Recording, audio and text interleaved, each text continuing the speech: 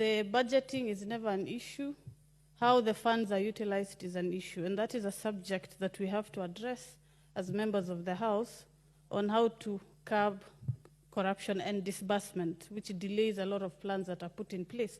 If I focus at the Office of Immigrations, as at yesterday, they issued a memo saying they are having a limit or putting a 10-year renewal limit on national ID cards that are issued.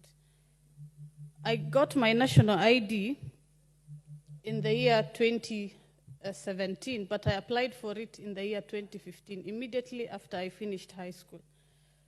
And I wonder, does the Immigration Office have the capacity to start a renewal process when they have failed to implement on issuing of passports timely and issuing of IDs timely? Can they take on the burden of having a renewal process when they have failed to even implement the mandate they have of issuing timely passports and timely ID cards? That's my concern, because it took me almost 3 years to get my ID.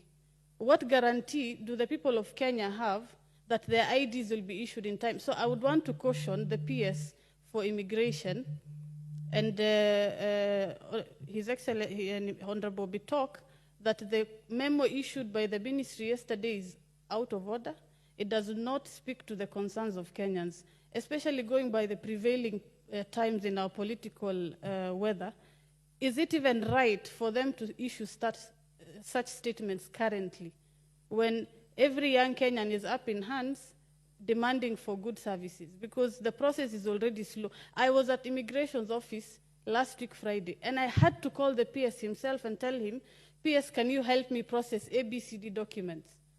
Any other Kenyan does not have such access. So it is unfortunate that this is something they're putting out currently. I would want to caution them, and I'm even asking, that is a policy issue. It should come through the floor of the House, not that the ministry decides they're issuing a memo to put a 10-year limit. That is wrong. It is out of order, and I would want to understand the position of the ministry for taking such a stand. The second issue